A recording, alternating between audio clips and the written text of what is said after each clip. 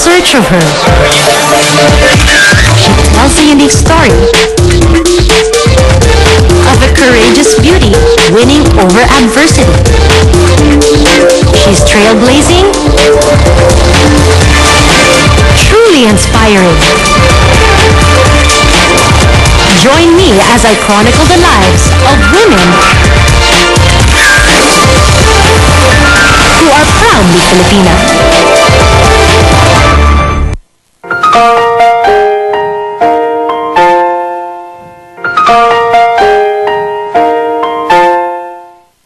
You saw her early on tonight as the lovely host of The Sweet Life, wife to Richard Gomez and mother to their daughter Juliana.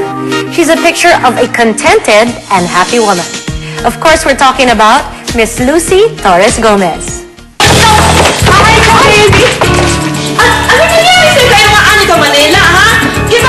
She is a princess in her own little world in Muhlach. Living a charmed life, she once wished that a Prince Charming would come to fetch her and they would live happily ever after.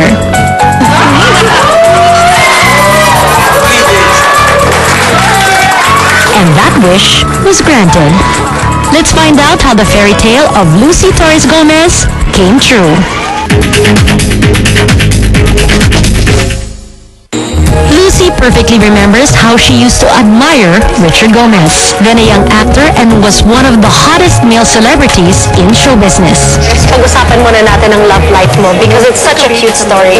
At tuwing nababasa ko yung research o yung storya mo, parang it seems like pwede siyang isulat sa isang romantic book novel, di ba? And there's a happy ending.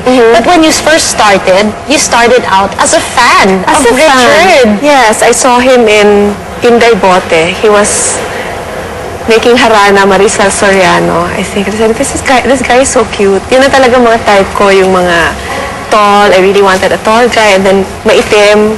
I always tell him that I loved him since I was in grade 6 in my classroom in St. Peter's College. And all my notebooks were his face. My fan was, my pamaypay was this bench fan that had his face on it. And yun, it wasn't like naman he was in my vision board. Hindi pa ata ako sa yung vision Dinikit board. mo ba yung picture niya sa pader? Yes, because every Sunday, I remember my parents would bring us out for lunch and we'd go to the magazine stand. Yun, so my sister would be cutting out pictures of Aga kasi yung type naman niya. Aga maputi. Oo, so Aga, Gabby, Albert. Ako Richard lang talaga. Richard. So I had this corkboard and then I just posted there hanggang sa dumami siya.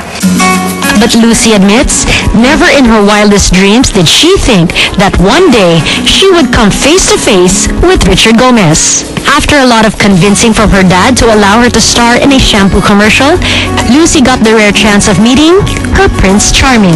I woke up my mom siguro sa lakas ng tiligo.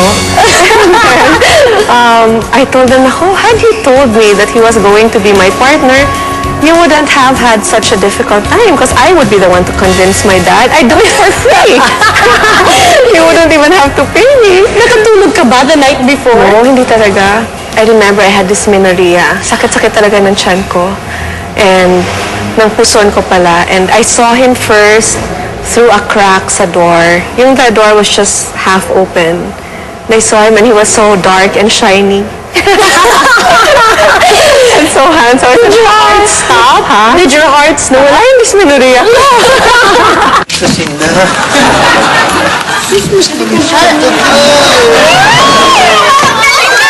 What happened? What were your first words to him and what were his first words to Hi. you? He was suplado eh.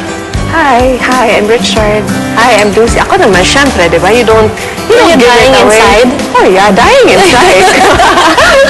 Because I couldn't show him naman na I was, even if I wanted to jump up and down in front of him or hug him, I couldn't. Pero he was so real already. But I had to be a lady.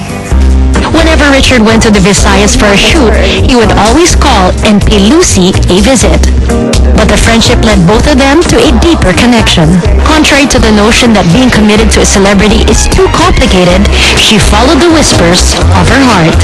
But the attraction was real. The attraction was real and it was palpable. But every time we'd be together, we knew we were attracted to each other. But siguro it added to the excitement rin na, alam mo, distance? na, alam mo, hindi pwede.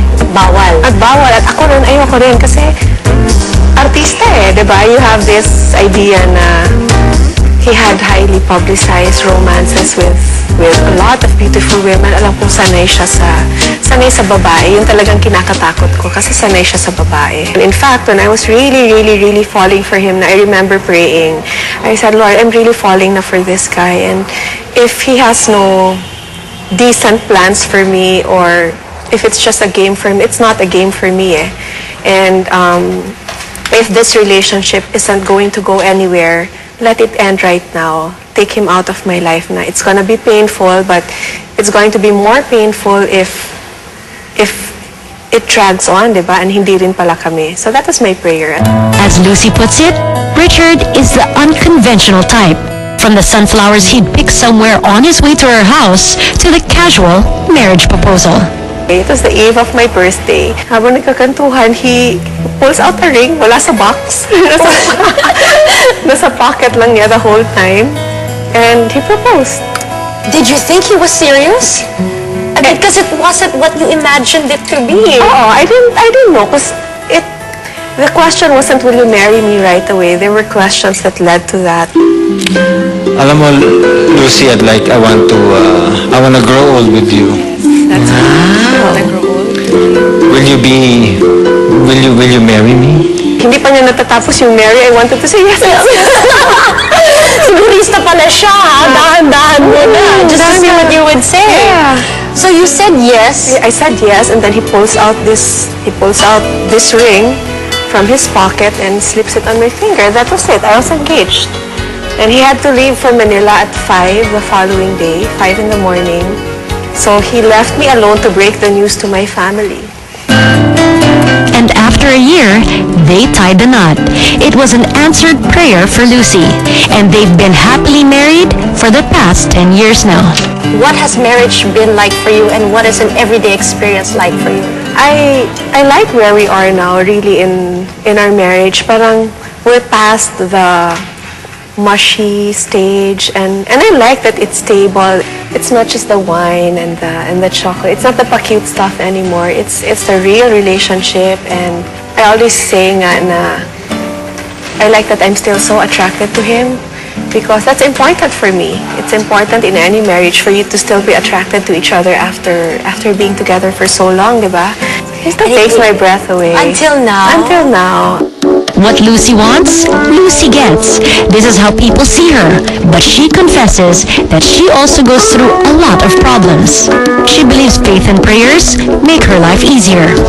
May problema ba si Lucy Torres sa buhay niya? Of course, we all have our demons, and you wouldn't appreciate life and the way it has been or the way it is for you if you don't have all these problems. Diba? You won't appreciate the happy without knowing what sad is. If I could think of one, it would be not having another child yet. But you've been trying naman. We've been trying since the day Juliana was born, so it's an 8-year-old wish. Talagang yung pinagdasal namin ni Lucy, ang sagot dito, let's just go for it. You know? At ang ahatol naman dito ay ang taong bayan. When Richard ran in the senatorial race, Lucy was there to support her husband, even when she thought that Richard could still make a difference for our country without running for a government position. Then, it happened. Richard lost. How did you deal with the aftermath of actually accepting? Were you happy because you did not want that position? Yes, we were. It's not that I was happy that he lost. It's just that this is how God wanted things to be, and life goes on. Life moves forward, and politics is also not such a bad world. You know, politicians, not all politicians have black hearts. Ganon. Kasi di ba that's the forever picture of a politician na Parang dog eat dog world. oo, na lahat na lang masama, lahat madumi. Given all that happened, it still was a very enlightening and enriching experience. Time can attest that Lucy is not just a Richard Gomez fan. She is also his #1 supporter. Especially that Richard is known for being very honest in stating his opinion on just about anything. Hindi natin kailangan na kung sino-sino lang na pinasok sa FRCB. I'm just glad that he's not a showbiz talk show anymore. And what do you tell him? Do you tell him, I tell him rin naman. Ay, I you tell do? him na, you can be opinionated, but I don't want to change him as a person. I don't want to, clip his wings or really change him. But I always tell him that if you want to say something, maybe you can choose there's always a way of saying things and you get the same meaning across. Through the years naman, I think he's learning that.